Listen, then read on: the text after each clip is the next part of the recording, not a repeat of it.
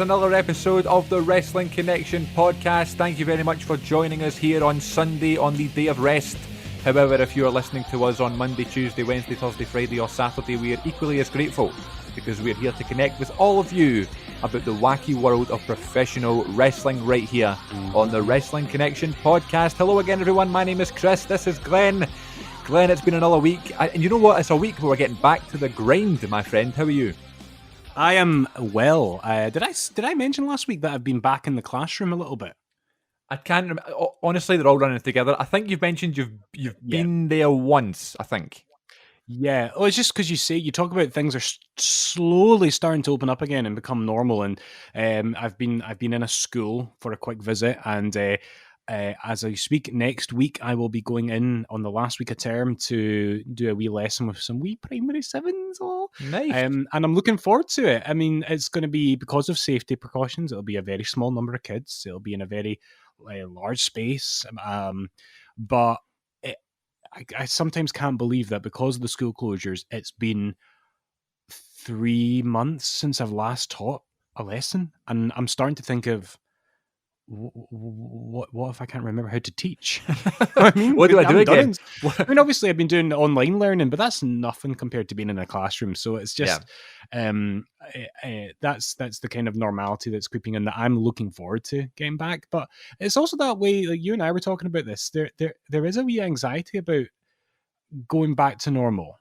Yeah. And I know I don't want to speak for you, but certainly for me, we've been at this for so long now that I think it's totally valid and legitimate to be really anxious about, going back out into public on a more regular basis again, or being in larger gatherings again. Like, that's scary, I think, and it's perfectly valid to feel a wee bit apprehensive. And I know I do, as much as it also excites me in equal measure. Yeah. If you're out there and you are hearing our voices right now, please know you are not alone if you are feeling anxious or you are feeling nervous or you are feeling stressed about going back to normality, whether that be work or whether that be education or whether that be just in a social sense. We're all feeling it, and we were just talking about this before we started recording. We like to come here every week for a wee hour or so, chat some wrestling, escape from everything else that's going on around the world, and just catch up with each other and have a wee this sort of therapeutic session talking about the thing we love almost more than anything, and that is pro wrestling, brother. Absolutely. Although I probably should say, for the stability of my own household, I do love my life more than wrestling. Good call. Yep. Good save. So another busy week, I'm assuming, in terms of watching lots of wrestling, or wait, no, you said you were busy doing something else. Please inform the listeners. Oh, right. So I mean, I will touch upon the wrestling I've been watching, because I have managed to squeeze a fair bit in, but my wrestling viewing has been diminished this week, because if you listened to the episode a few weeks back we did on wrestling games, you will remember that I am a big time gamer. But the games that I love the most are games with good narrative and good stories. And, when I play wrestling games, I like the story modes of the older games, or I like to project my own narrative onto the exhibition matches you can play. But when I think of storytelling in gaming, there is nothing better, in my view, than the 2013 PS3 classic, The Last of Us. And this week, at time of recording, the second long-awaited game, The Last of Us Part 2, has finally come out, and I now have it. I have it in my hands, Chris.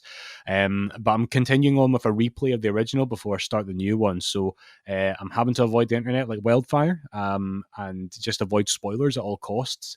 But yeah, I'm going to be doing a lot of gaming in my free time over the next couple of weeks, so my wrestling viewing will be slightly diminished. But I've still managed to catch up on a lot of wrestling. But before I even touch upon that, I just need to say to you, I know you're not a huge gamer, and I know that horror is one of your least favorite genres of film.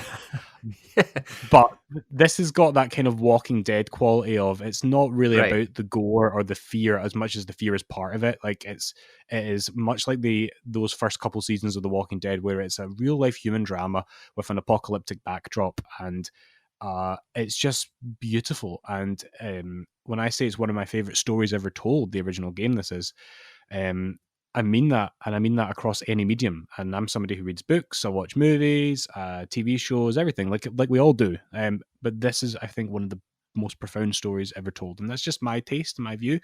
But I think you'd like it, and if you don't want to fork out for the original game, then I'll go and watch a Let's Play video with the lights out.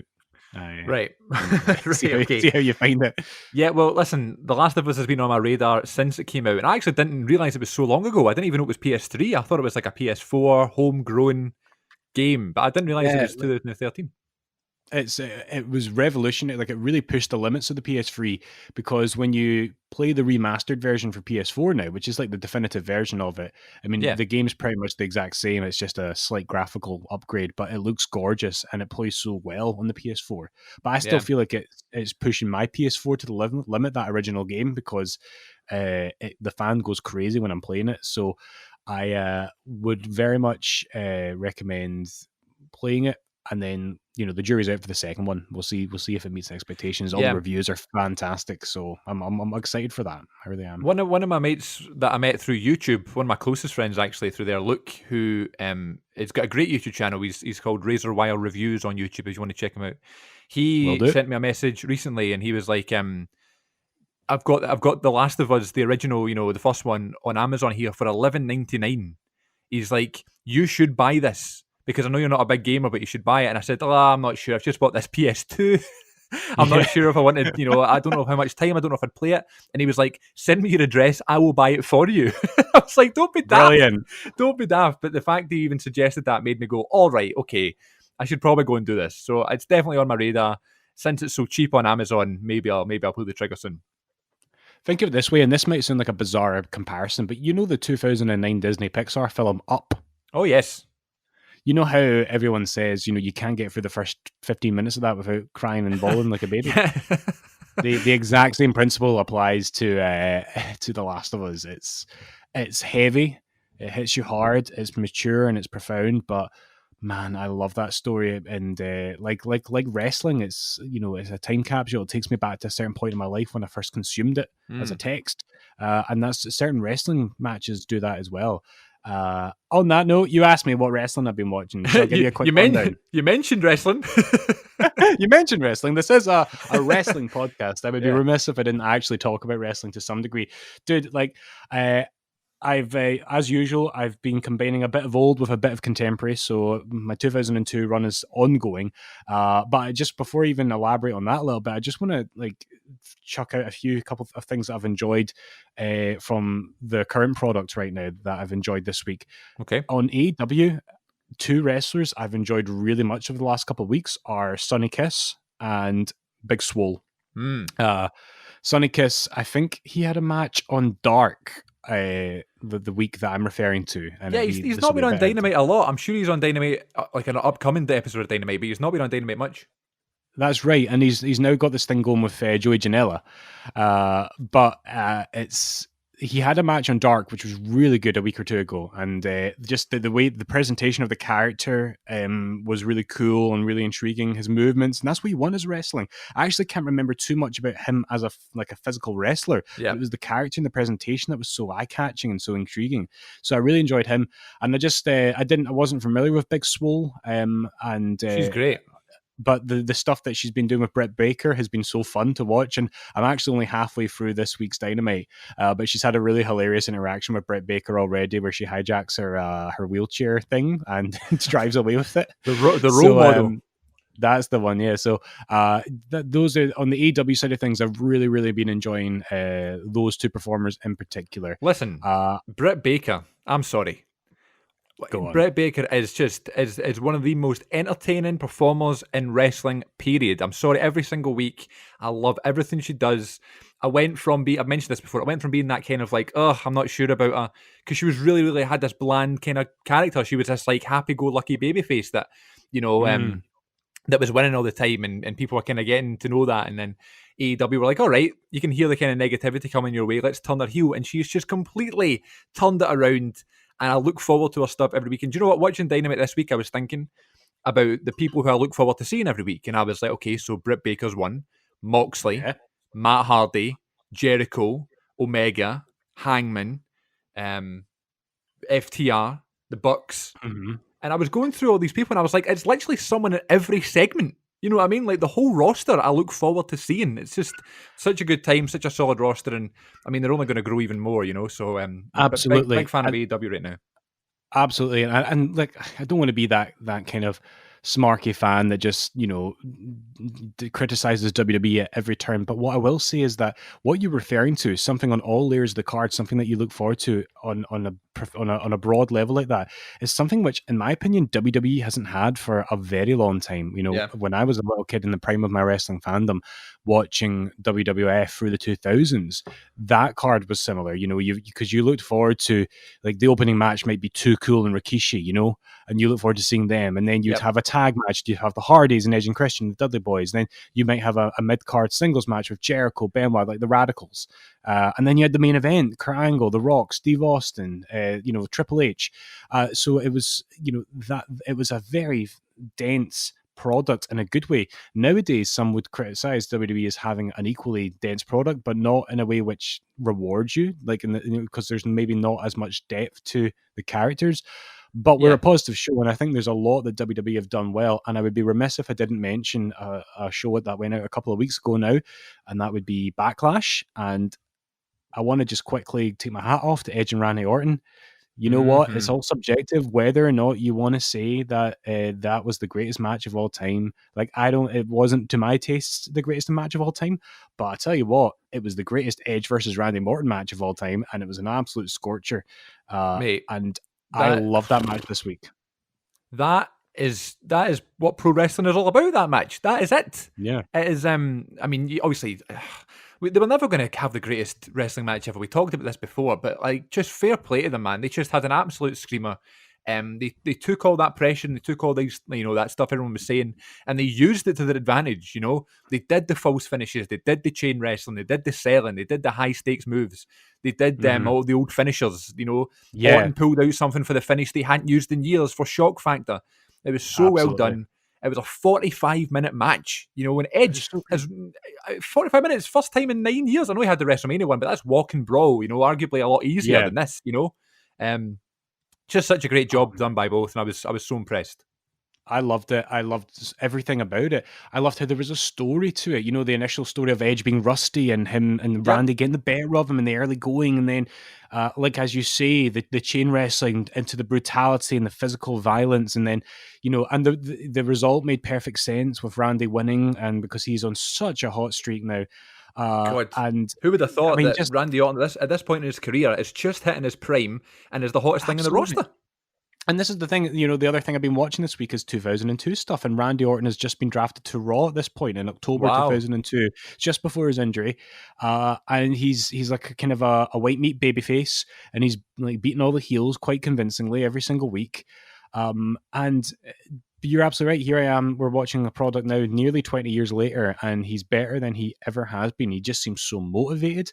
And I think we need to just give a quick shout out to how emotional and how goosebumpy did you feel when the lights dimmed and the MSG microphone came down and we heard the think one more time? Oh, I was class. The way like they were doing all that sort of stuff where they were like reshooting the suplex and the lockup and adding the fan noise and stuff. And at one point I was rolling my eyes a little bit and I was like, we don't need this.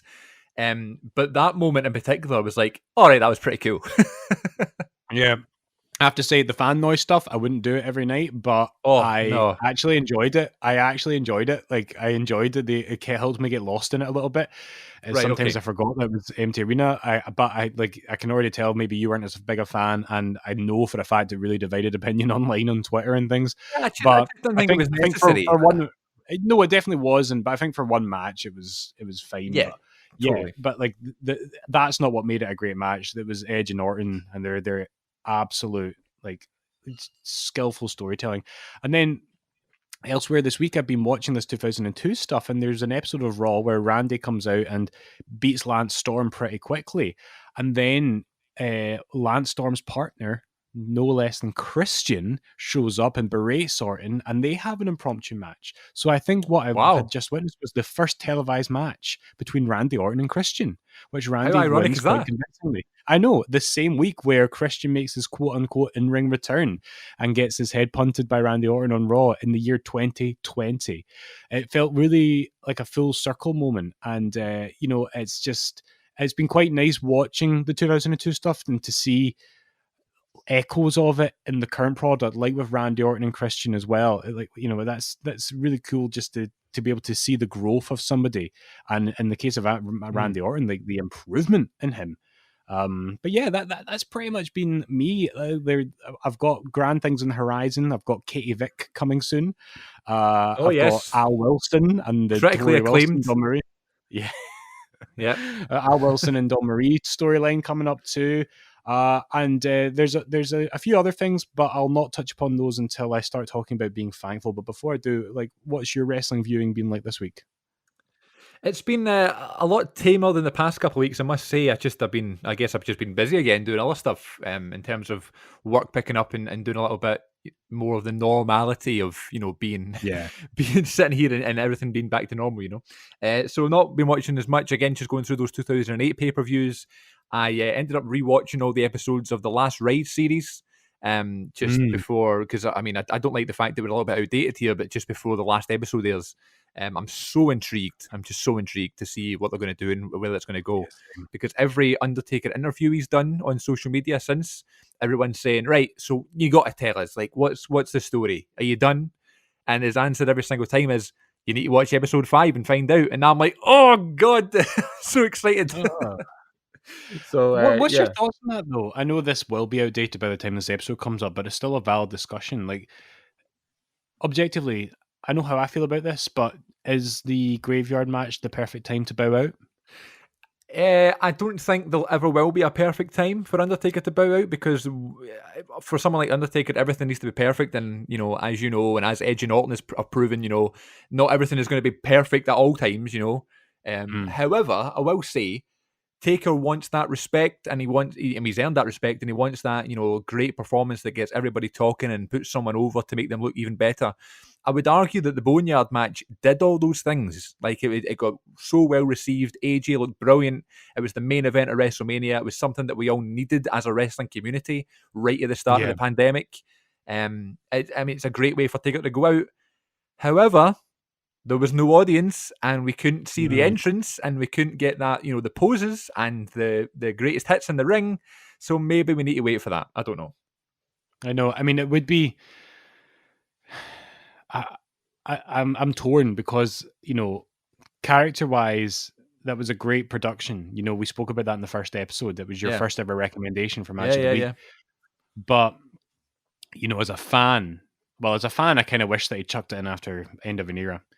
Or at least after the Punk match. Yeah. But it would be good to see the last big arena match. And what I'd want is a compromise, something that isn't too demanding for him, but I also don't want it to be what the John Cena match was. As fun as that was, you want a wee bit more from a Taker match. So if he's fit and he's healthy, I say put him and AJ back together for a rematch, but a standard match in the ring. And if they can get it done, then he needs to go. I think if the Taker and Reigns versus Drew and Shane tag match was at WrestleMania, that would have been perfect. Oh God, yeah. I mean, that would have ticked so many boxes because, you've got Reigns and Drew getting the rub off the Undertaker, and Drew came out of that looking amazing because of his that moment, that shot of Drew prowling behind Undertaker is brilliant. Something that is just fantastic. Undertaker was great. It was just the perfect match for him, and he moved so well. And we saw that amazing. documented further that in that last Raid episode. And with Shane being involved, Shane's really reliable. People criticize him, but I'm a Shane McMahon guy, and I think he was a great heel at that time. That was the story aspect of that match. Shane brought that story and that kind of like old school kind of factor to that match that we needed. Absolutely. So there was really something for everyone in that match, because old school fans would have loved to see Undertaker and Shane, and then you've got your more contemporary fans there for Drew and for Roman. That was just a screamer. You're absolutely right. Had that been a WrestleMania match, maybe that would have been the right time to bow out. But man, I love that series. That's a series that I'm probably going to rewatch maybe once a year, just because of how compelling it is. That's it. It's not even finished yet from when we're watching it, and it's already like my favourite series they've ever done. And it's not just because it's Taker. It's the way it's done. We're talking about it's emotional. It's it's intriguing. There's revealing footage they've been keeping for all these years that we've never seen before.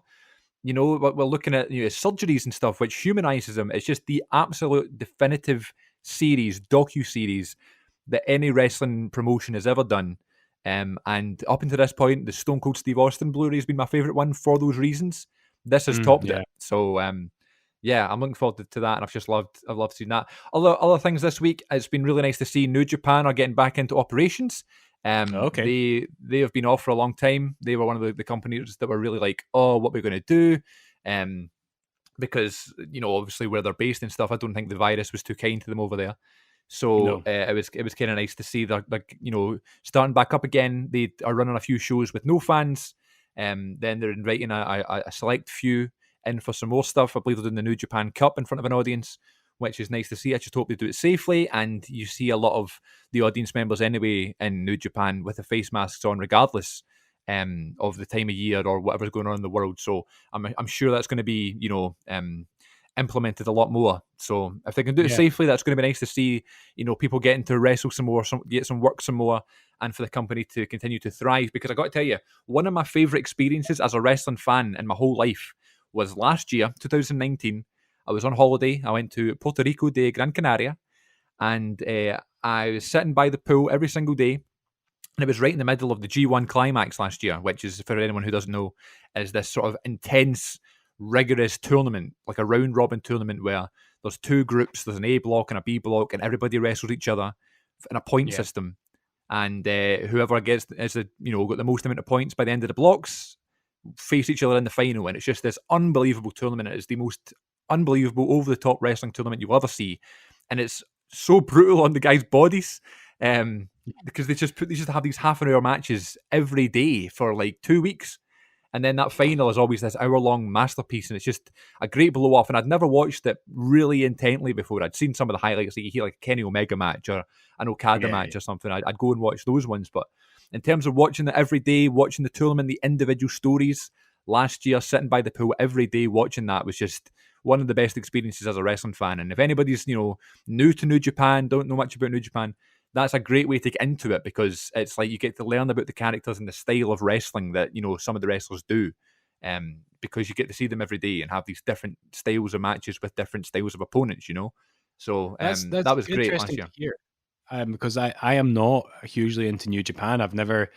I've only ever gone to watch like the occasional match that's gotten a real lot of buzz.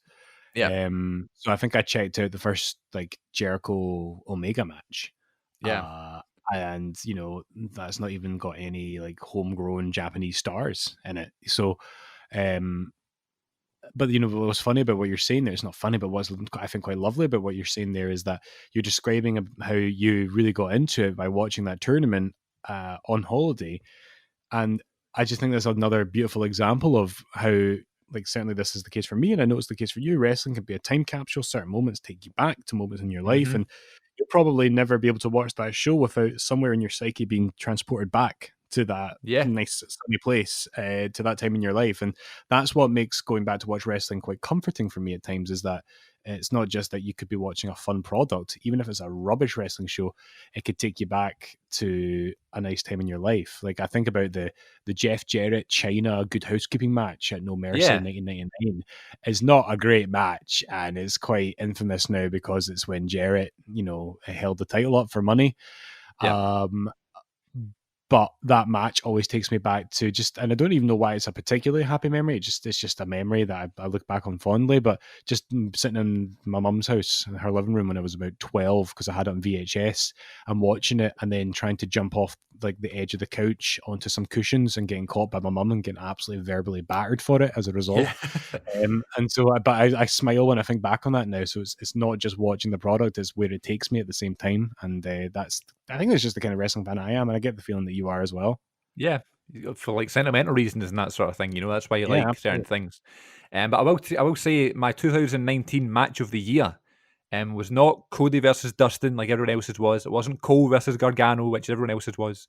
My 2019 match of the year was Okada versus Osprey, because I was following the tournament, and it got to this point. So Osprey was like a protege of Okada. Okada was the current world champion, and they were going to face off. They were in the same block in the G1 last year, and it was this big Yep. build up. Like, well, a junior heavyweight has never beaten the heavyweight champion ever, and it was like Osprey was getting all this momentum, and he just won the best of the Super Juniors earlier in the year, and Osprey was putting on all this weight to become a heavyweight. So it was like, he's going to be the one to do it. He's going to be the one to beat Okada. Finally, a junior heavyweight is going to be a main eventer.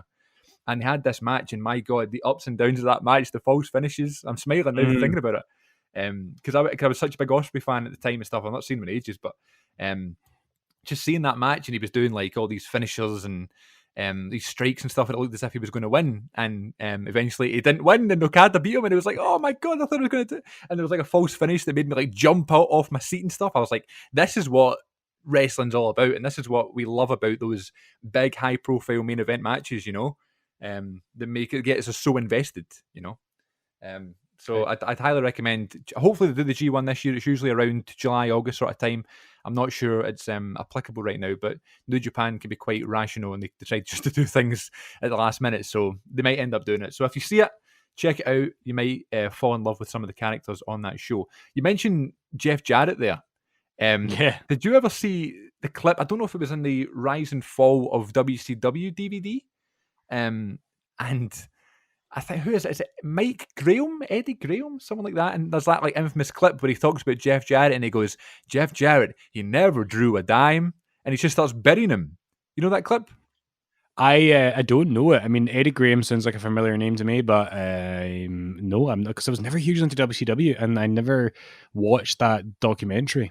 Well, they start berating Jarrett, right? I don't know. I guess because when the DVD came out, he was still, in charge of TNA and stuff like that. So I guess he was like the enemy at the time, I guess he was the enemy for a long time before he came back and became an agent, but fired him live on it.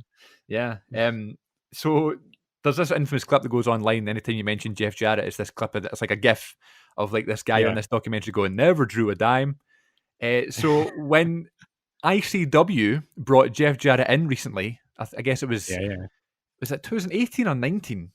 He did something at Fear and Loathing, and then there was another show where he was supposed to wrestle Jackie Polo, but he brought back Grado or something, did he? Yeah, he did, but he never did get the match with Jackie Polo because WWE wanted him, and so they sent Kushida instead. That's right. Yeah, that was a great match. I remember watching that match. But anyway, Jarrett was like the guest commissioner one night or whatever, and he comes out and it was at the O2 in Glasgow. And we're all standing there and we're all clapping Jarrett and stuff, and he's cutting this promo, and there's this guy in front of me just booing him. And I was just laughing, and I was like, he's booing like Jarrett's the import, he's the guest, like why are you booing him? And I guess the guy caught me laughing at him, and he turned around and he goes, I just don't like Jeff Jarrett, man, I just don't like him. And I was like, why? So he goes, honestly, man, he never drew a dime. And it made me think of that clip, never drew a dime. So then the guy takes out his phone. He takes out his phone and goes onto an app where you can like draw stuff with like your finger. So he takes out his phone, goes on this app, draws a circle, and goes, I just drew more dimes than Jeff Jarrett. I bet he just did that so somebody would take notice so that he could make that joke to someone. That's what that was all about. I was just a sad guy that realised that pure obscure reference, Man, I love angry fans at shows when they're not like when they're quite contained. Like this isn't wrestling related at all, but that story just reminded me of my brother being at a festival one year when The Who were playing. But The Who, as a rock band, they tour with only 2 original members because the other 2 are sadly passed on. And I remember my brother telling me that he was at like Download or whenever it was, and he was talking to his mates, and he quite loudly said, should we just go see something else, because this isn't even really The Who anymore. And this fan turned around with like Who tattoos and Who t-shirts all over him and just shouted at my brother going, this is The Who, this will always be The Who, so accept that this is The Who. There are definitely wrestling fans like that as well, and that's what your Jeff Jarrett guy made me think of. It's like when you see, if you're a Star Wars fan and you like The Last Jedi, you're not a real fan. It's Mate, like, I love The Last Jedi. Fight me. The Last Jedi is in my The Last Jedi is my top 5 favorite. It's absolutely, I love it. But the way like you're not a real fan if you like that film, Anyway, I'm not saying that those sequel films go well together, but I love that film for what it is. It's like it's a good one. Go watch it, folks, after you've watched some wrestling. Yeah. Okay, so I'm very thankful for The Last Jedi, and I hope you're thankful for something this week too, my friend. I am, but I need to intervene with another segment before I get to that. You know what I'm talking about. Let's do it. It's time for the toilet break. Cue jingle. See you in a second. Thank you. Toilet break. Ooh, yeah. I am perfection. I am perfection. And my headphones are on. I'm back. This is the old Dolph Ziggler theme song. Yeah. I used to sing that when I worked at McDonald's.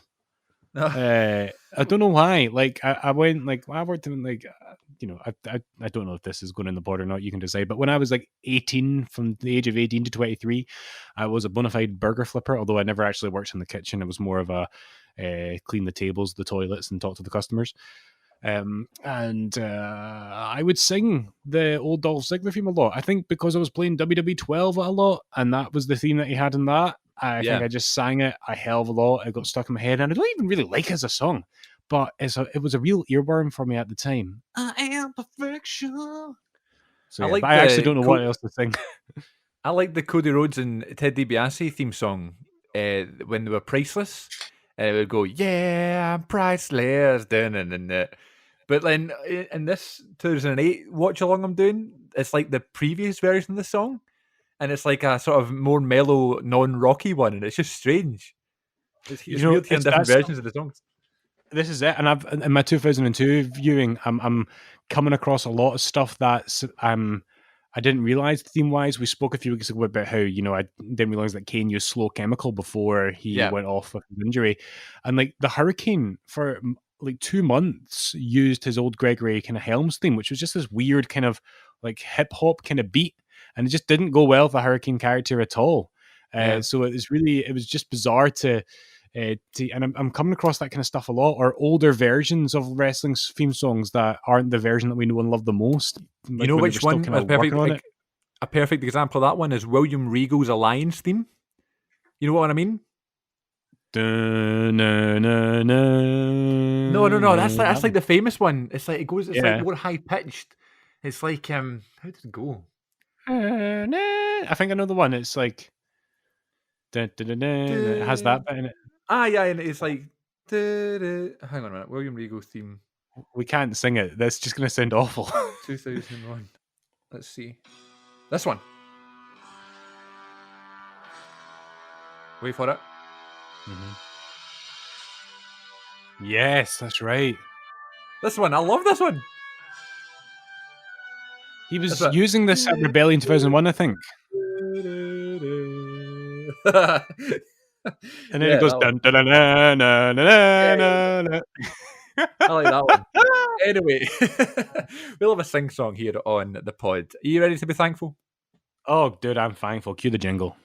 What I'm thankful for in wrestling this week. Oh yeah. This week, my thankful. Right, I'll say this. I'm actually worried you've done this before. This is similar. I think.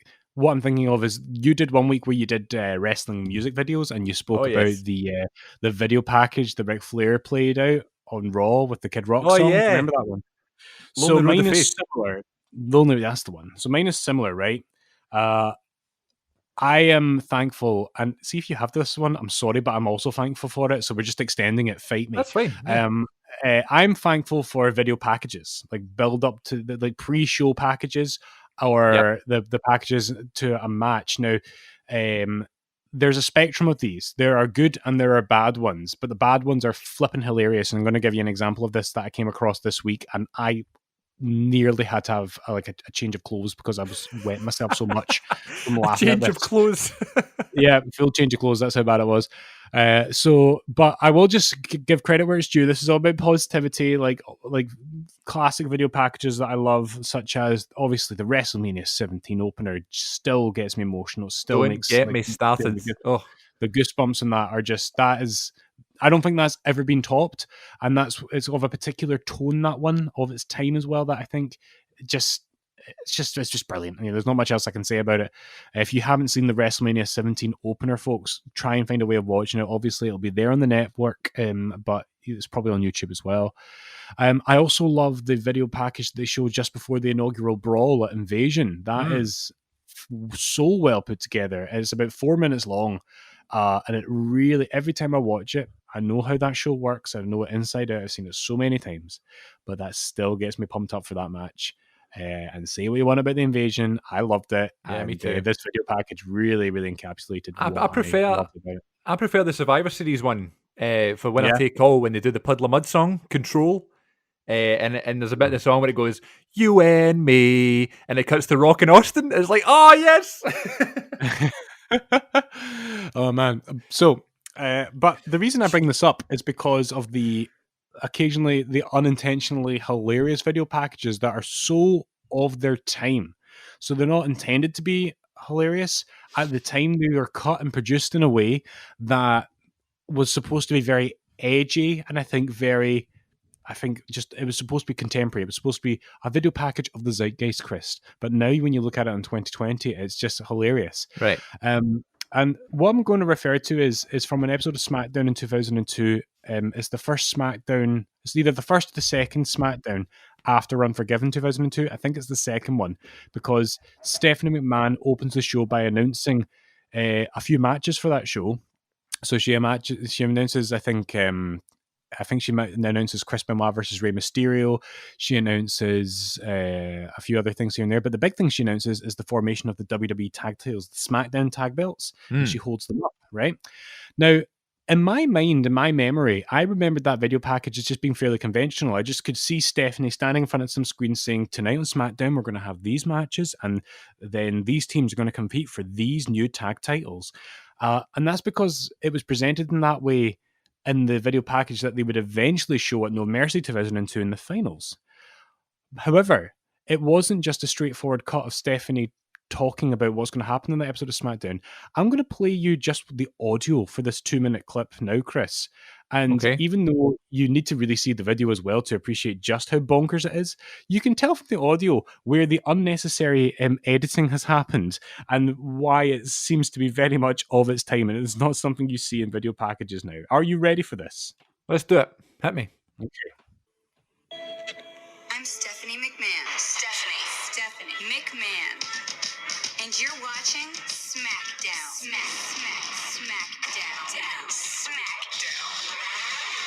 Tonight, the most popular show in sports entertainment presents Edge. After his huge victory last week over Eddie Guerrero. And tonight, Edge takes on Kurt Angle. Plus, The Undertaker, dead man walking. The Undertaker has been challenged by Matt Hardy. To a Falls Count Anywhere match. And Chris Cripplet Benoit, the rabid Wolverine, will step into the ring tonight, and for the first time anywhere, we'll go one-on-one with Ray. And tonight, a tag team tournament for these WWE tag team titles. The new champions will be crowned at No Mercy. No Mercy. And the first round starts right now. It's right now. Kurt Angle. Ray Mysterio. Kurt Angle. The Undertaker. Dead man walking. The Undertaker. Falls count. Anywhere. Why did you need to do that? Sponsored by Mr. Kennedy, repeating the words out. Oh my god! And so, like, that was a thing they did in a lot of video packages. They would just repeat things over. No chance. No chance. No. Like, for years, though. For years, like all the way back to '98. I can think of one right now that I watched recently when Austin gets arrested or something, and he's like, I'm not through with you, Vince. Not yet by a long shot. Why? I guess it's just a stylistic thing for its time. Ray Mysterio on Falls Count anywhere. Stephanie McMahon. Ray. Happens in that Survivor Series Winner Take All music video as well. I'm damn sick and tired. I'm damn sick and tired. Damn sick and tired of all this invasion crap. Sick and tired. Sick and tired.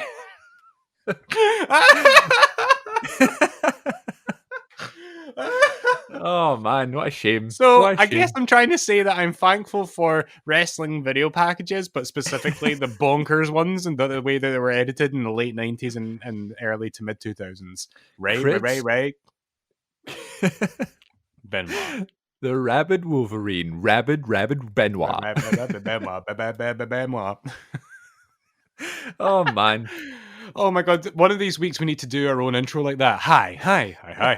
I'm Glenn, and I'm Chris, and you're watching the wrestling connection. You know what? Connection. Not a bad idea, because we actually have WWE Hall of Famers who have said our names before, so we could splice that into a video package. Yes! Oh my god, this has to happen. I'm not saying it needs to happen by the time this episode goes out, but we need to do this at some point. I'll try and make it for next week. We'll try and get the production assistant we have create that for next week. Hi, it's your boy, the coach. Then you can go, the coach. Jonathan Coachman. Jonathan Coachman, make Foley, Chole, Chavo Guerrero, rather, Dino Morales, and Magan. Son of a gun. Then Wrestling Connection. I need a minute, I'm sorry. So it might need a more toilet break. Hang on. Wait. You recommend a match, please, so I can catch Cue next segment. Segment. Wrestling recommendations, wrestling recommendations, wrestling recommendations. Match of the week. Oh yeah. Oh my god! We should get Kate to do it. She does the segment jingles. Match of the week. Oh yeah. Right. Okay. Okay. So. Okay. My recommendation, my match of the week, comes from one of the things that I've been watching this week that I didn't mention on purpose.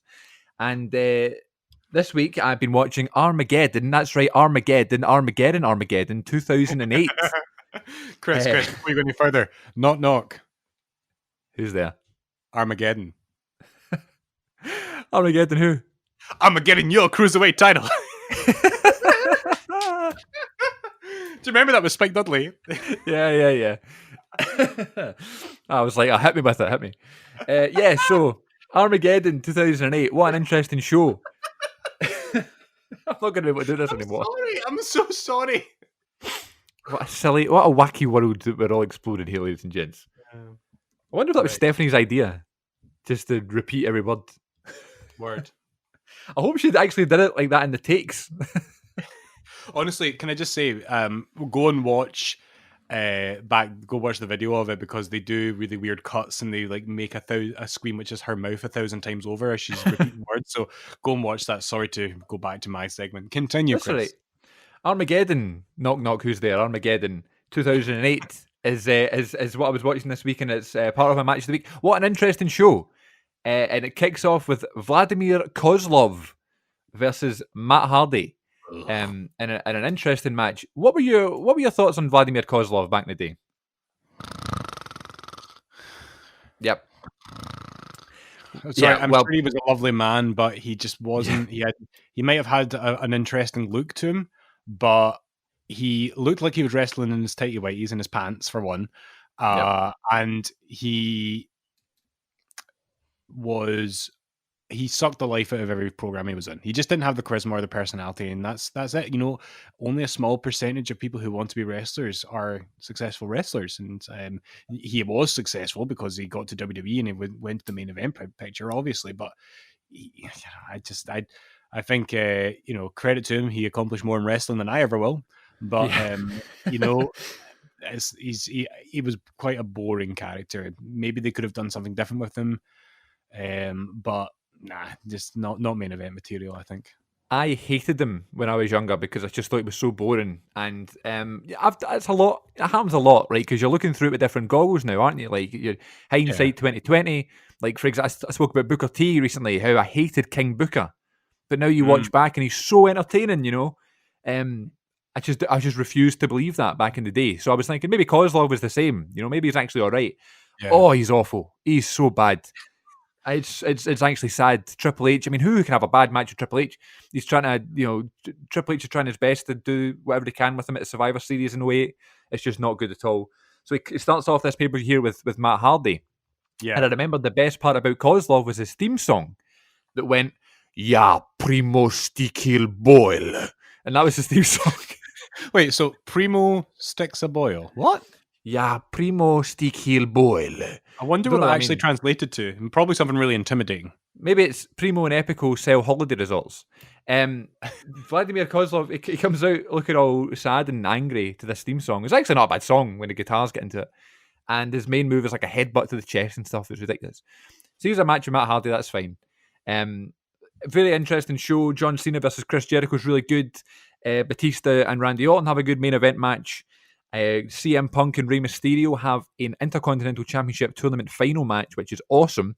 And I remember that match being kind of spoke about in the past, where this is the match where CM Punk broke Rey Mysterio's nose. Oh my god, how irresponsible of CM Punk! Where it's really just a timing thing, and it's you can see it's an accident, but it just looks brutal.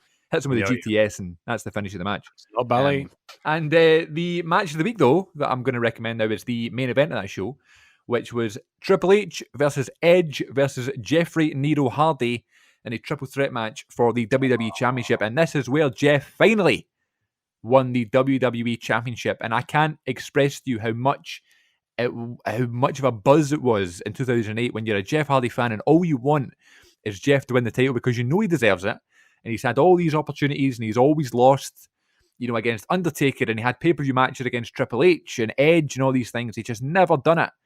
And this was like his last chance. And my God, I can remember it so vividly in 2008, watching this show as wee boy Chris just stand. I wasn't even sitting at this point because I wanted him to win so much. I was standing in front of the TV, and when he hit that swanton in the 1, 2, 3, I was jumping, like literally leaping in front of the TV, a bit like when Drew won the Royal Rumble this year. I must admit that was the last time I've jumped at the TV.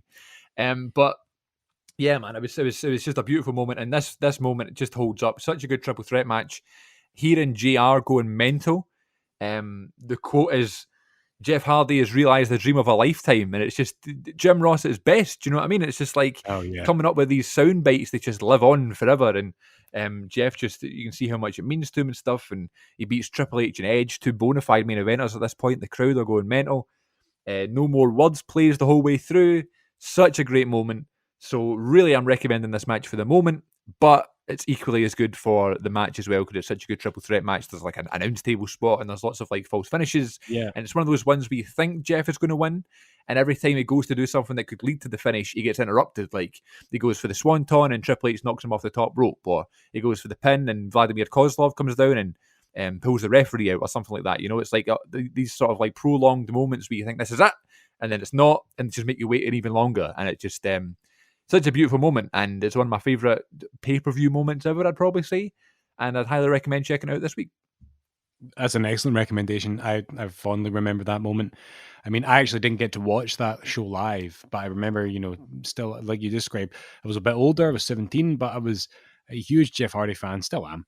And I remember the thrill of logging on to WWE.com the next morning, and it not only was it delighted, but it really surprised me. And I'll tell you why, I just had kind of accepted that Jeff was never going to do it by that point. I just didn't think they would, because I was still a bit smarky, so I didn't think they'd ever put the belt on him. So Vince doesn't. Vince likes the big muscly guys, that kind of smarky attitude.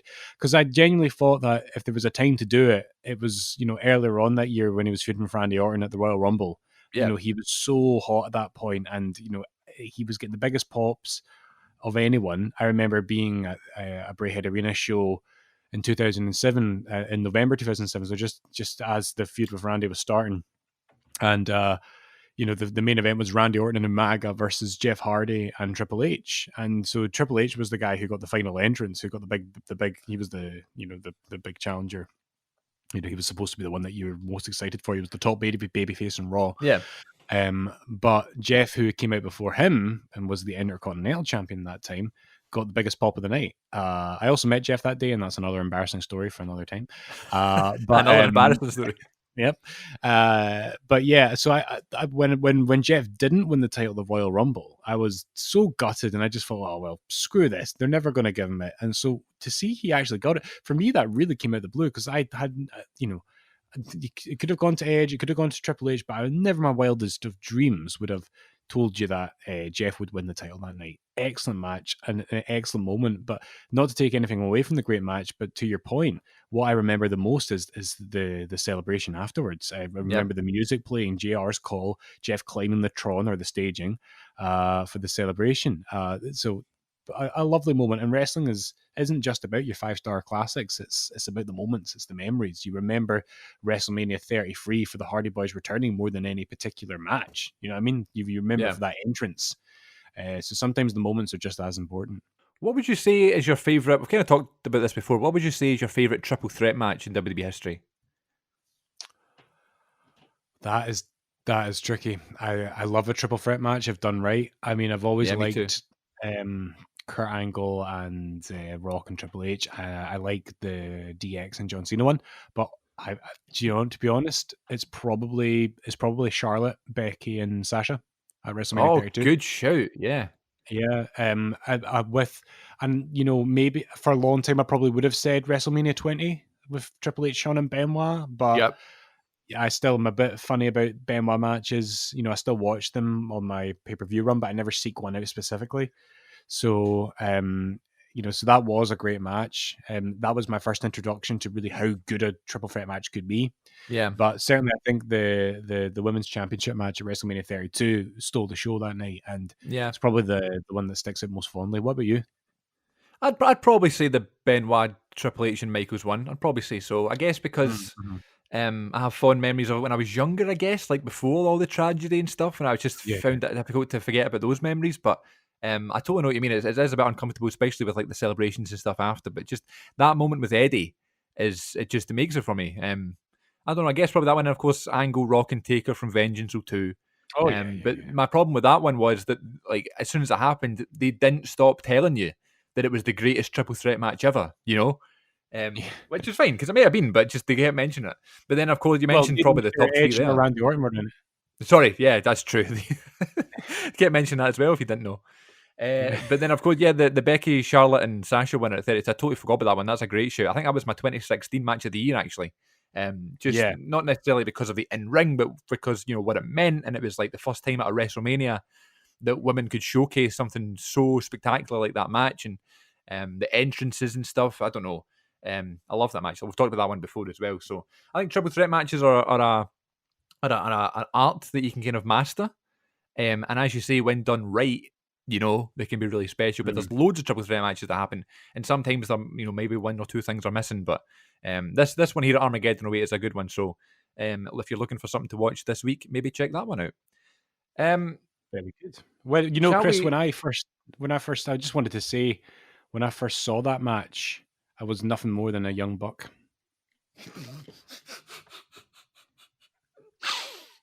Oh, they choked in my water. Oh my god. What a beautiful segue, because so was I. And we'll move into our final segment of the night, of the day, and that is Meet a Wrestler. Here we go. Meet a wrestler, we met a wrestler in the flesh. Oh yeah. Okay, so quickly before we go into this, I just want to say that Glenn and I were thinking about maybe trying to get some questions sent in from the listeners. So if any of you out there that are interested in knowing anything about Glenn and I, in terms of our wrestling tastes, in terms of personal stories, in terms of anything like that, give us a shout on social media, Twitter and Instagram. Twitter is at WrestleConnect1 and Instagram is at WrestleConnection. So give us a follow on there and a message on there if you have any questions, and we will answer them in a wee sort of Q&A session every episode here on the Wrestling Connect. Does that sound fun? Yes, it does. No, seriously, like we've had contact from people who listen here and there, from on our different platforms, and it's always really lovely to hear from someone, and sometimes it's come from people in different parts of the world, which is really cool as well. Yeah, that's because really we're just a wee podcast, and so it's nice to think that that it isn't just our friends and family, that listen to it. Although that is a large chunk of our listenership. So listen, we would be honored. Get in touch, and we'll read everything that comes in. So and talk about it, no doubt. So please do get in touch. It would make our day. Why not? I'll pay you. Please do it. Please write in. If you do, you can come on the show and everything. You can take my spot. Okay, so in terms of this week's Meet a Wrestler, we were talking about what to tell, and there's one in mind that we keep going back to that involves us both, but I want to save that one because I feel like that's a really good one, and we could probably go long form with that one. So if we're like struggling for stuff to talk about, which is going to be never, but you know what I mean, just in case, we'll keep that one in the back burner. But I was thinking about this one because on Facebook and stuff, it's beautiful that you get these sort of memories every kind of day. You get like, what did you do on this day, and history about it. And you can see like pictures that have been posted or pictures you've been tagged in and stuff like that. And recently, there was a lot of ones that came up involving an event that I was doing when I was in drama school and I was doing a show. That came back to me, and I was like, oh, that's around the same time that I met the Young Bucks, and I met all these. I didn't meet any more wrestlers, but I went to see this show, and it was for a Ring of Honor show, and I thought, okay, I'm going to tell this story on the podcast, and it's one of my favorite wrestling experiences, and it's one of my favorite wrestling stories to tell. So if I'm going too long, and if I'm rambling, and if I'm taking ages or whatever, please interrupt me, please stop me. Please really ask won't, questions. No, seriously though. I'll ask questions for sure. But I love your stories, and this is one. Like, obviously, like Chris and I have been friends for the better part of 8 years now, which is mental to think. Yep. But there's a lot of these stories that I don't know the details of. So, like, to go back to a few weeks ago, I knew that you'd met Piper, but I had no idea that how lovely a story it was, and that's probably my favorite story that's been told in the show was your story of meeting Piper. And so, like, this one, I know that you've met the Bucks because I've seen a picture, but I don't know anything about the build-up, what it was like, what they were like. I have a good sense of what they would have been like, but yeah, I'm really interested to hear this one. I've been looking forward to this. Okay, excellent. I'll what's the word? I'll indulge you. Is that the word? Mm. I'll indulge you. I don't know. I'll tell you. Indulge me. Yeah. I'll get a dictionary. No, just go on. Here we go. Don't let anybody know that I'm an English teacher. I don't know anything. So as wrestling fans, we all kind of have like wrestling bucket lists, don't we? Like we all have like these things that we want to say we want to do, and there's lots of things that are very achievable, and there's other things that might be a bit more far fetched. I don't know if you've ever thought this, but on my wrestling bucket list is that I want to go to like all these different types of shows from different promotions. It's been great to see WWE over the years, but it's sometimes even cooler to see different companies. And now that AEW is in existence, right at the top of my list right now is I got to go to an AEW show, and that's probably going to be doable because a big following here in the UK. A lot of their viewership actually is from the UK because of how big of a channel they're on over here. You just know if they do play the Hydro, one, they have to do TV there, and two, like it's going to sell out. Like that will be a great visual for the show. Yeah, the Hydro will be packed. I can't wait for that day because I can guarantee you, man, like I'm there. Yeah, that's going to happen. Yeah, who knows when it'll be, but yeah, it's going to happen. I can't wait. Well, before the pandemic, Fyter Fest was supposed to be at the O2, and really, yeah, the main event in London was going to be Moxley versus Cage, and of course, obviously, that's I guess not before the pandemic. I guess Cage might not have been signed yet, but like what they were saying is if things are back to normal by Fyter Fest, we'll do the UK tour, and obviously that's not going to be the case, and we're still going to get Moxley and Cage on TV, which is great, but it would have been really cool to see that, and I did think about it. I said to my mates before, I was like, if AEW go to London or something, would we travel down and see it, because it might be a pay-per-view or something, and we definitely talked about it, but of course that was never to be. But hopefully they do Glasgow. There's more of a chance they'll do London than there is Glasgow, but that's definitely the top of my list anyway. You'd think they'd at least maybe run some live events for the UK, so even if they do a big TV or a pay-per-view down in London, that they come and do a show here, because I would be there. But I'm with you there. I would be tempted to make the trip for something like that. Yeah, totally. So another one of those ones that's on my bucket list was going to see like an independent wrestling show. Now we can do that over here in the UK. We've got our UK indies and stuff. But I don't care what anybody says. There's a total difference between British, UK wrestling, independent wrestling, and American independent wrestling. It's just a different sort of lifestyle. It's just a different, vibe about it. And it just is. It's like walking around the town in America is different than walking around the town here, It's just a different vibe, So I wanted to go see an American independent show because there's all this sort of buzz about it and stuff, and like all the reputation of throwing the streamers and the mad funny chants and slapping the barricades and stuff like that. It just seemed like this big buzz, And ever since 2009, when I first discovered ROH and I first started watching it, it was always like, oh my God, just imagine being there, feeling that atmosphere, because you can hear it when you watch the show, especially back in the day. Not so much now because all their stars are signed to either NXT or AEW, But around this time in 2018 is what I'm going to be talking about here. ROH was still doing really well. They had that kind of partnership with New Japan. So they had the Bucks and they had Cody Rhodes and they had Hangman Page, and a lot of the New Japan guys would come in. So it was definitely in 2018. This is pre AEW, remember? So like independent wrestling was so big at the time, and it was the time where like the Bucks made 6 figures in 1 year just being independent wrestlers. They really, really changed the whole business, Yeah, they did. proving you don't have to go to WWE. And I feel like they don't get the credit they deserve for that, because they really, yes, they sparked AEW, but they really changed the perception of what wrestling could be, Do you know what? You're absolutely right about that. They don't. They're obviously they're big stars now, and they're an absolute staple of AEW, and instrumental to the formation of AEW. But yeah, I still don't think they are. I still don't think they get the credit for that. You're right, and I'd never thought about that until you just said that. It's just you hear a lot of people, who have changed the business and made a real impact. And yes, Jericho is, a massive part of AEW, because of his name and Moxley and Jim Ross. But really, like the foundation is the Bucks, Cody, and Omega. Because they're the ones that changed everything. From. Yeah, totally. So around this time, the Bucks had started being the Elite, their YouTube show. And I think it reached episode 100 or something. I don't know. It was something, maybe not 100, but it was picking up a lot of momentum. They were getting millions of views every week. It was just, and that was the time where, like they just recently invaded quote unquote Raw, where they showed up to the car park and Cody Rhodes did the Independence Day speech on top of a car, and WWE felt annoyed enough to give them a cease and desist. It's like, what? Brilliant. Why? But that also that was around the time they weren't allowed to do the too sweet either. Can't do the too sweet. No, you can't, because that's a WWE thing to do with your hands, That's mental. You can't enforce that. But like that was all part of it. Like that kind of made them cooler. You wanted to be a Bucks fan and an independent wrestling fan, because of that. It added to it. And you wanted their merchandise, and they came out with the Funko Pops and stuff, and their T-shirts were just the most.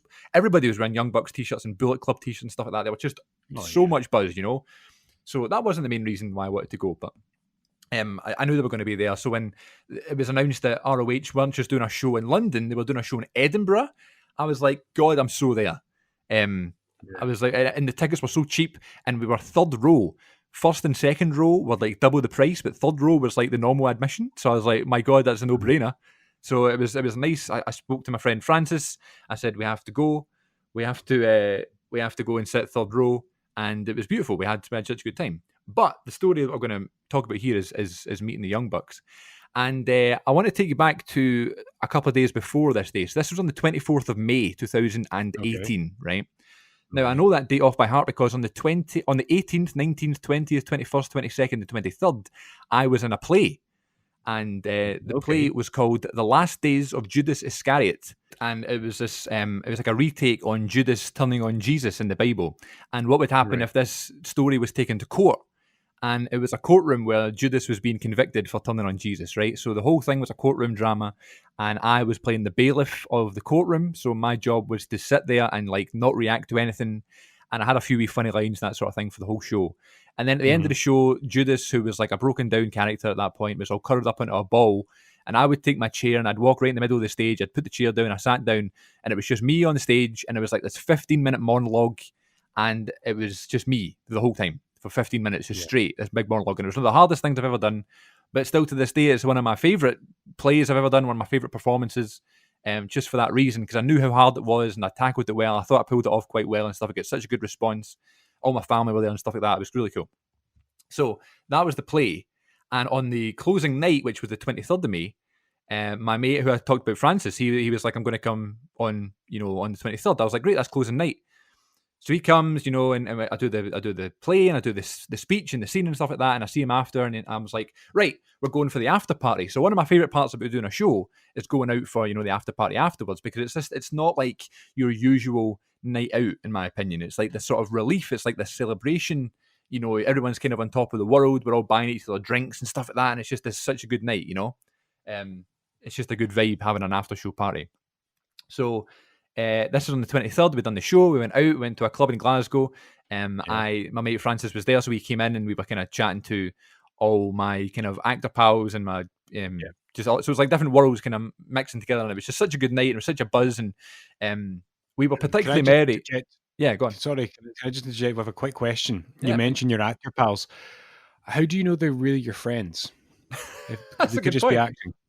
That's a good point, yeah. Being up and down the roads, brother. Up and down the roads. No, good point. Yeah, I guess I have to reevaluate my situation. So it was just cool, like different worlds mixing, and it was just such a nice night.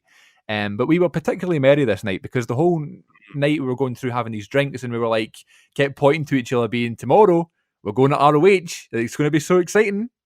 And like tomorrow we're going to get to see Cody Rhodes. Yeah, I'm not a big drinker, but like after show parties are different because it's more of a relief, it's more fun than anything.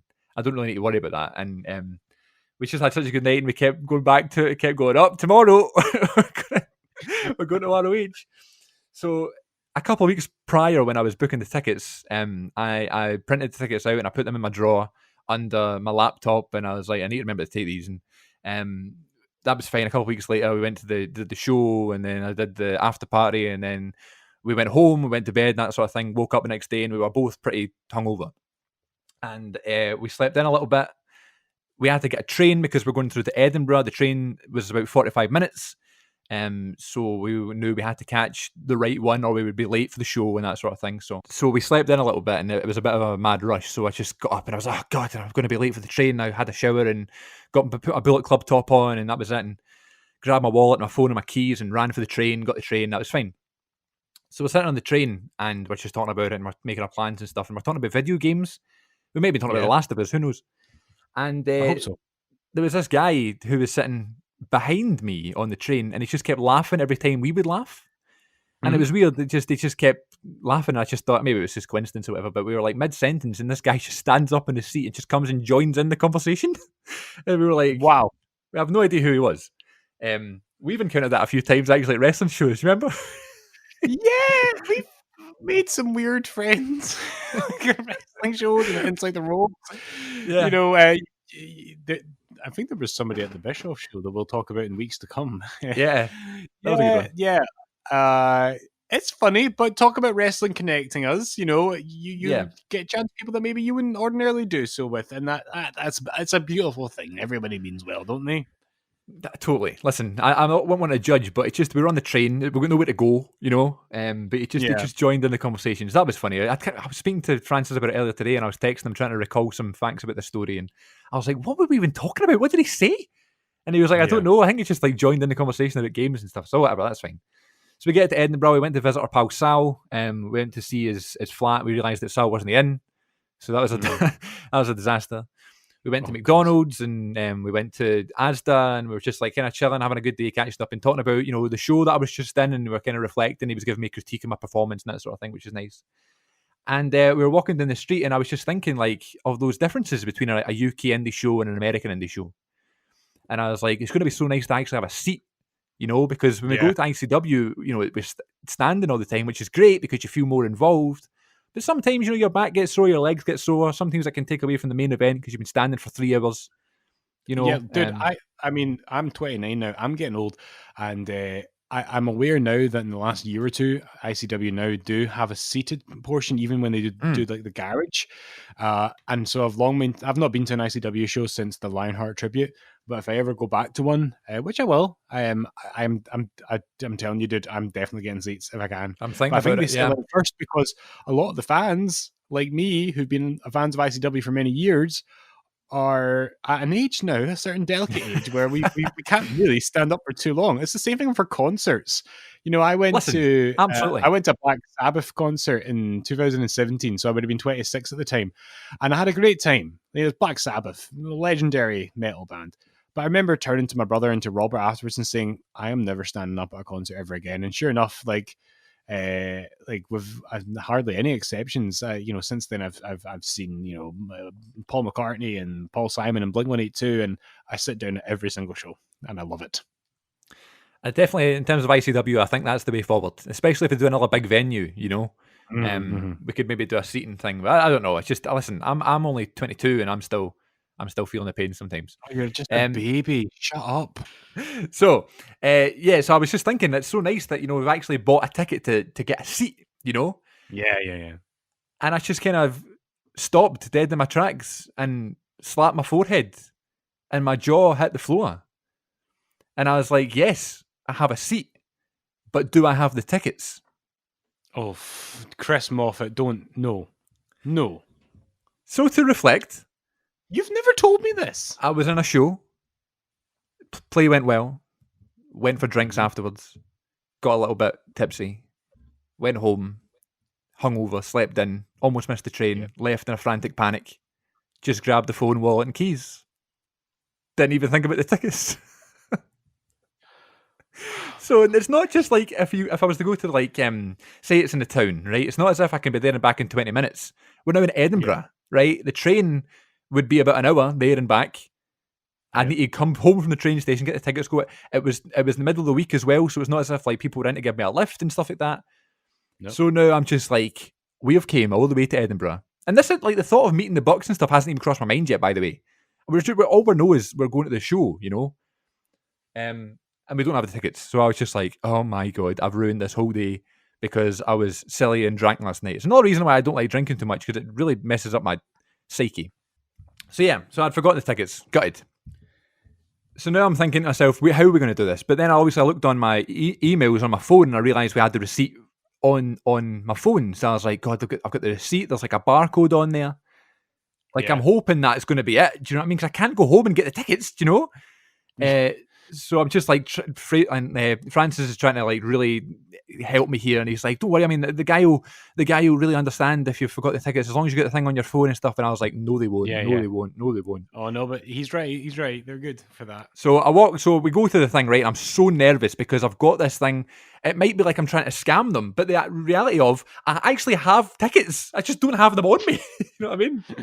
So we go in and I give the phone to the guy, and he's got the scanner, and it's like going to the hydro, like where he'd scanned the phone, and that's fine, right? I was like, oh, thank God. But of course it's beep, beep, beep, not working. And I was like, oh my God, of course it's not working. So the guy, so it's not scanning, and the guy's like, oh, I might need to get the physical tickets. So I'm like pretending like I've forgotten them. I was like, oh, I can't find them. And he goes, oh, it's okay. I believe you. And just let us in. Wow. He just let us in. I could have walked off the street and just been like, I don't have tickets. I'm sorry. And he goes, it's okay. I believe you. And just let us in. So that was crazy. I'm so grateful that particular guy was working that particular day because I wouldn't have get in otherwise. Could you imagine? God Almighty, so, that's something else, man. But you know, there's a YouTube wrestling vlogger. Not you, Chris, but there's a guy who had one of my favorite wrestling vlogs I've ever seen. He's like English, and or maybe he's American actually, but he was flying out to a New Japan show in Japan, and he got there and he actually had forgotten the tickets. But in New Japan, like they don't even have any kind of digital ticketing; it's all physical. So the only way they could get around it was to fly their mate to Japan and bring the tickets and buy a ticket for their mate as well. Oh my God! So they paid to fly somebody to Japan, because you think about it, that would have cost them a fortune, but you know they would have wasted their entire trip to Japan for the purposes of one show. So it could have been far worse, mate. But that is unreal luck that you had such a trusting security guy there. He just went, I believe you, and just stood aside. But I walked so quickly through that door. I was like, I'm going in. I'm not leaving till the show's over because I'm not risking it. You know. Yeah. I just felt so guilty because I had the order number and the barcode and stuff. I had my ticket on my phone, but I wanted the physical thing, you know, to say, look, here is my ticket, you know, whatever. So we get in eventually, fine. And after that, I kind of just took this big deep breath and I was like, oh, thank God for that, big sigh of relief. And there was like this table there and this guy, he was selling meet and greet tickets. And it was interesting because they were all like individually laid out, and it was like an individual style of ticket. It was like a different colour for each performer. So cool. Like young Bucks tickets were pink, and then Cody tickets were yellow, and then whoever, you know. So but I didn't really take much note of that at first. I was just so happy to be in. So I walked past and stuff like that, and then we're all standing there, and then like we're in the foyer bit. We kind of went to the merch stand. The merch stand was amazing because you know, like WWE, it's all like kind of like the same sort of t-shirts that you expect, you know. These ones, you know, it's not as if you can go and, you know, go to HMV and find all these ROH DVDs, you know? It was like real kind of rare, only online merchandise that was on sale, you know?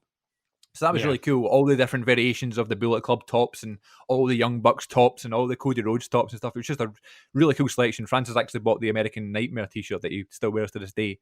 It's a beautiful top. So we're looking about and stuff like that. And then it was almost like this sort of like the sea kind of parting. Like all these, like all the fans just kind of parted to one side, and I'm always like just following on, and I just kind of go and stand next to the bar or whatever, and like all this security comes down like the middle of the foyer, And here Yeah. come the whole roster just walking out, right? They've all got like a security guard each.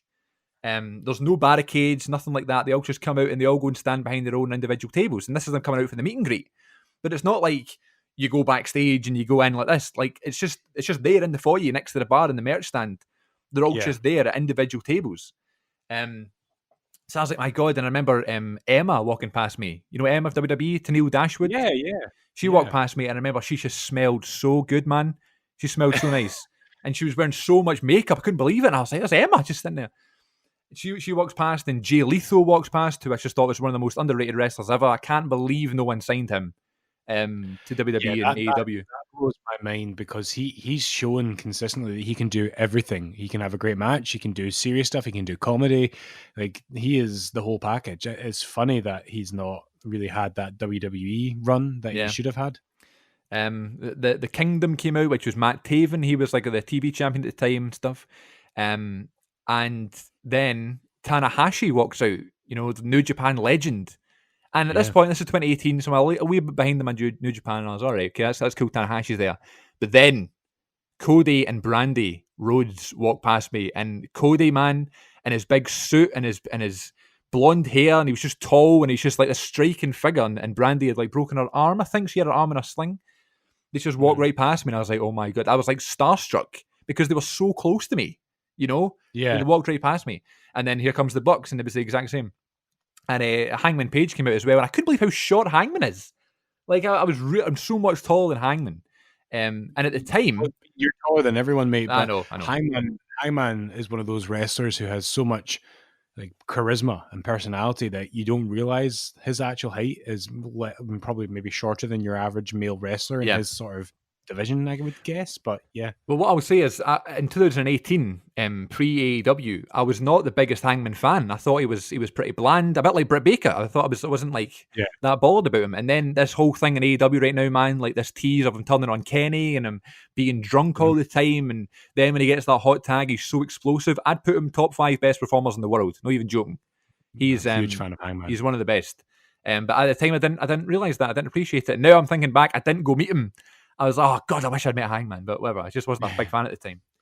So I'm looking at them all and I'm like, okay, I can't pass this up. They're all here, you know. The tickets are right over there. I'm a big fan of being the elite and stuff like that. I need to meet the Bucks because a big part of being the elite, they would film the meet and greets and stuff like that, and they would film them. Yeah. You know, they had this reputation of just being great with their fans and stuff. And I was like, they're here, they're right in front of me. I need to meet them. So I walked right over to the guy and I was like, can I get a ticket for the Bucks, please? And he was like, yep, 25 quid. And I was like, okay, 25 quid. Gave me the wee pink ticket, or whatever colour it was. And I was like, so I just go up. And he's like, yeah, just go. And you know, they'd be like, if it was a WWE signing, there's like all these security guards, and it's like one by one, you go up and stuff like that. They're just standing there at the table, you know? No security in sight, really. I can't really remember, but I was just like, okay. So we go up to them. And that was it. I just walked right up to them. And I was kind of waiting because there was someone in front of me. Obviously, they had the biggest queue of anyone, even more than Cody Rhodes, and that was like the reputation they had around that time. Like the show would always be delayed in starting because the Bucks meet and greet hadn't finished yet, you know. And they had this long queue, and I was sitting waiting, and I was getting nervous. That kind of feeling we've talked about before about being nervous meeting people, but not so much. And I don't know if it was because I'd been watching Being the Elite and like you feel as if you know them. Or it's just because I'd just done this show the night before and my confidence was kind of boosted. I don't know. I felt really good. I was a bit nervous and starstruck, but I just felt a wee bit better about it, you know. So I woke up and it was really awkward because Matt Jackson sticks his hand out to shake my hand, and I went straight for Nick first.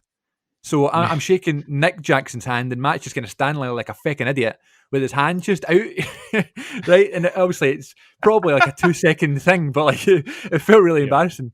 Feels like a lifetime when it happens, doesn't it? Oh man! And there's so many things in this meeting where it felt like a lifetime, but it probably just took 2 seconds. So that's fine. I'm shaking their hands and stuff like that, and like they're so overly nice, man. And Matt's like, "What 8x10 you want, man?" And I was like, "I'll just take whatever, just this one." And he takes the 8x10 and he starts signing it and stuff. And Nick's got like his hands on my shoulders, and he's like, "What's your name, my friend?" And I just said, "Chris." And Nick goes, "CHRIS?" And I was like, "Yeah." So they write on the 8x10 bless. to Chris, CHRIS. And so I've actually got a video of this. My mate Francis filmed the whole thing. I'll let you see it. I'd So love to see that. I've written some of the lines that they say. So Nick says, "Where you from, my friend?" And I'm like, "Glasgow." And Nick was like, Yeah. all right, as if like he knows. He's never been to Glasgow in his life. Do you know what I mean? This is the first time in Edinburgh. Yeah. He's like, all Yeah, I right, love all the right. cat house. I in love Glasgow, yeah. So they're signing the 8x10 and they're kind of like bent over the table, because they're signing the stuff. So it was like, I'm just standing there and I'm already so much taller than both of them. So I just felt a bit uncomfortable. So I kind of crouched down next to them. And I just said, "Oh, guys, I love being the elite. Congrats on all the success and stuff like that." And Matt says, "Thanks, man. You all caught up?" And I just realised I've been busy doing a show. I've not seen the latest episode. So now I have a decision to make. Do I tell the truth and disappoint Matt and Nick Jackson, who I've just told them I love their show, and say I've not actually watched this week's episode? Or do I lie to the Young Bucks? So I lied to the Young Bucks. I told them, "Yep, all cut up. Yep, all cut up." Love the last one. Love the last one. That's my favourite one, actually. So they're all laughing and stuff, and they're like, cool. And like Matt looks over at Francis' film, and he's like, "What are you doing?" And I just said, my YouTube channel just reached 1,000 subscribers, so I'm catching up with you. Brilliant. And I don't know what I was expecting there, but I was just expecting him to laugh or whatever, right? But honestly, man, both of their faces just lit up because they were like happy for me because like they know the struggle of YouTube. And Matt's like, "No way, congratulations!" And Nick is like signing the 8x10, and he like stops mid signature, and like turns around and looks at me, and he's like, "For real? That's awesome! That's awesome!" Oh man. And they're like, "Tell me how great it is that I've reached 1,000 subscribers." And Matt was like, "Oh, it's hard, man. You got to keep pumping out that content." And Nick says, the trick is just to keep going. And he kind of like pats my chest, like as if you're kind of telling like your pal a secret. Like he kind of taps my chest and goes, "Because if you starve, you're screwed." As if like he's just telling me like hints and tricks and advice on being a YouTuber, Yeah. So then I'm far too comfortable. It's like that Sami Zayn quote where he says he becomes too comfortable too quick and he just starts talking. I just started talking. And I was like, "Oh yeah, see, I've been doing YouTube for a long time, but see, I went to college and in 2015 and I stopped doing the channel, and I really wish I just kept going because I just started talking about my YouTube channel, telling the Young Bucks I've been to college." And, and at that moment, I was just thinking, what am I doing, They must have really appreciated that though, because they would have clearly seen that their success is no doubt an inspiration to you as a YouTuber. So it's it's I just love that about them. You know what? Like they clearly here's the thing.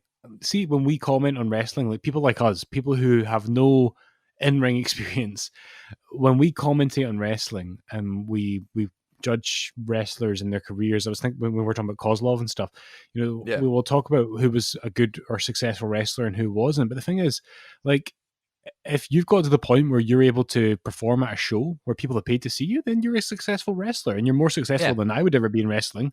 So if you've, performed at Mogai Town Hall, in front of 25 people, then that's a success in my books. So those guys are hugely successful in wrestling, and whether or not they ever do a WWE run, which I kind of don't want them to now, I don't think they will. Yeah. I don't think they need to anymore. They so the point I'm making is that they have every right to be egomaniacs and to be really precious at these sorts of meet and greets, to not interact much, and to kind of be like the way Flair was when you met Ric Flair. Yeah, I mean, they in my mind, they are justified in being like that. Whether or not that's the right thing to do is another argument, but they could do, but they don't. And that was only 2 years ago. And I imagine if you met them tomorrow, they would be exactly the same. Absolutely. Except at a 2 meter distance. Yeah, absolutely. And they have always, the longest lines, and they know they're the reason so many people are there to see them and stuff. And I'm standing there with my Bullet Club t-shirt on, like usually the reason why I like the Bullet Club and stuff, and like I'm just a fanboy, So I'm telling them all this story about how I went to college and I stopped doing the YouTube channel, but now I'm back and we're doing good. And there's just like this awkward silence. And if you watch the video, it's literally like 1.2 seconds But standing Yeah. there looking at like Matt and Nick, who have no idea what to say to the fact I've told them I went to drama school, Yeah. felt like a good 6 minutes or something. But it's literally just a second. And Matt just goes, well, you got it, man. Come in, we'll take a picture. And I walk in between the both of them, and I wish they did the two sweet, but obviously they couldn't for legal reasons. So they just do the kind of generic kind of wrestler pose, you know. And we take this brilliant picture, and I'm just like, oh, thanks so much, shake their hands again and stuff. And it's just that it just shows you what a difference it makes when it's just a brilliant, you know, experience. They're overly friendly. It's a bit like when you were talking about meeting John Cena last week, how you were so nervous that you didn't even know how to formulate a sentence. But the fact that Cena took your hand and kind of went, it's all right, like it's fine, made it a more meaningful experience for you. You know, it makes such a difference. Just in being overly nice and stuff. So I was just beaming, man. I'm actually beaming now thinking about it. And I was just like, I had such a great experience. And I think I took out my camera again and I kind of filmed them from like a vlog sort of way, like on the selfie camera. And I was like, I'm just here with my mates, Nick and Matt. And no, did you really? No, not in front of them. I mean, like after I'd left the table, and I'm just kind of like, and from a distance, and I was like making a joke that I just met them and stuff. The picture's great. It's been my Twitter picture for 2 years now. I really need to get a new one. But it's a class picture. It's really good. It's such a nice picture, and it was such a nice memory. And I just went into the show, but my one regret to this day is that I should have gone up. I don't know if it was because it was a money thing or whatever, but I should have bought one to meet Cody. I can't believe I never met Cody. He was right there in his big suit, and he had the title, I believe. And like, he was right there. I could have met Cody Rhodes and had a picture with Cody and Brandy, but I don't know why I never done it. But yeah, it's just such a brilliant experience, and we went into the show. The show was a lot of fun. Joe Hendry actually was on the show. It was his ROH tryout, and he wrestled Silas Young, and it was for the TV title or something. I don't know. And it was actually really good. It looked as if Joe was going to win the title, which obviously it wasn't, but because it was Scotland, and you know, it was like the sentimental homegrown favourite thing. It was a good atmosphere with the crowd and stuff. And it was such a good experience, such a good buzz at the show, being at like an American independent show. The main event was Cody Rhodes and Hangman Page versus the Briscoes for the ROH tag titles. And it was really cool hearing the original Bullet Club theme song as Hangman came out. I got to hear that live, which was really cool for me. And of course, Cody's theme song, which is the best theme song in the business, got to hear that live, which is really cool. And the show was great. You know, Tanahashi was on the show, as I say, and Damian Priest was on the show. He wrestled Kenny King. And that reminds me of another quick wee anecdote at the interval. Me and Francis went out to the foyer bit to get a drink, and I went to the toilet, and Francis stood there and he bought an Iron Brew from the bar, and he's just standing there drinking the Iron Brew, and Kenny King walks out the toilet, one of the wrestlers who just wrestled Punishment Martinez, or as he's now known as Damian Priest, and Kenny King says to Francis, "Hey, where's the bar?" And my mate's like, "Just there," and he's obviously holding his drink, and Kenny King's like, "What are you drinking?" And my mate's like, Iron Brew. And Kenny King's like, Iron Brew, man, Iron Brew. I'm definitely going to get one of those. Bought an Iron Brew. Oh, that's fantastic. I love those weird interactions that you get at a show with a wrestler. Like, that's something, like, in a few weeks' time, I'll tell about maybe the story about meeting Eric and Ivar, Viking Raiders. At the Barlands, they were just there, like they were flogging merch and stuff. That's right, that's a really funny story. So, but yeah, I love those stories. You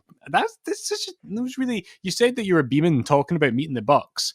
Where I sit to, do my bit of this podcast, there's a mirror to my left, and as you were talking and telling me about meeting the Bucks, I turned around and caught myself in the mirror, and I didn't realize that I was smiling from ear to ear until I saw myself in the mirror. Oh, that's good. So, dude, that was a lovely story, and that picture really shows that they're making a real effort. So yeah, I have nothing but respect for the Young Bucks, and like I am there, as soon as AEW are able to run a show here. Yep. And similarly, before the pandemic, Inside the Ropes were going to run a Kenny Omega show, and you had texted me saying, "Are you up for it?" And I said no, because I'm not hugely a fan and I don't really watch AEW, but now I do.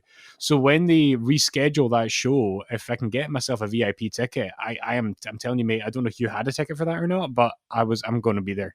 I didn't have VIP, I just had general admission, but like thinking back now, and since we started this podcast, I kind of want more experiences, to talk about. Yeah.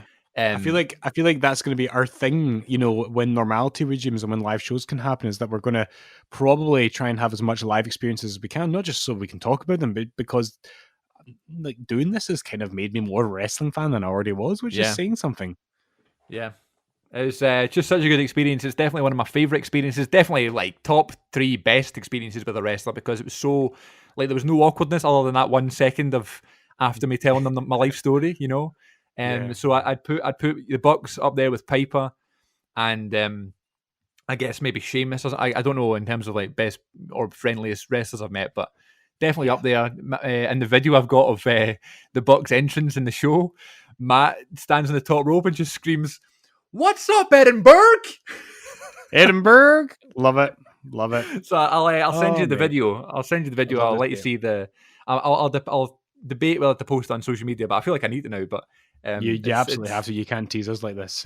Yeah, I know. Oh well, but there you go. Listen, friend, I'll cut that down because it went on for about half an hour. But I'll cut that. You do not need to. That was great. I think you need to have it as it was, because it was a great story, beautifully told, and I really enjoyed it. Sorry, if I enjoyed it, damn it. No, the only thing you've kept me from is relieving my bladder again, which I'm about to, do with passion.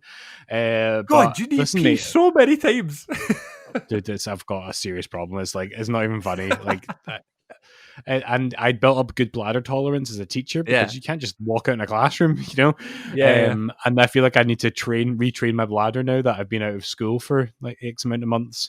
But yeah, that was a great story, and you should put it in its whole form on the pod. Okay. And I'm looking forward to next week. Any last words, Chris? That isn't a threat. No last words. Just a well wish to all the audience, and hope everyone's doing all right and keeping safe, and people's families are doing good, and we're spending some time with their families whilst they still can before normality really kicks in. And please remember to not hesitate to get in touch if you're going to ask us some questions, get some topics on the go. Glenn and I will answer them in due time, and you can get us on social media, Twitter and Instagram. Twitter is @WrestleConnect1 and Instagram is @WrestleConnection. Please get us on there, give us a follow, and please subscribe to us on YouTube. Just search the Wrestling Connection podcast on there, and you'll see all these individual excerpts from the show. Might get some exclusives on there, who knows, someday down the line, but we need to build up some subscribers on YouTube. So until next time, ladies and gents, any last words from you, Glenn Tifa? Just look out for each other, folks. Take care, be kind, and we'll catch you next week. Я принес тебе боль. Я твой кошмар. Я твоя проблема, и ты ее не хочешь. Я принес тебе войну. Я скала, которую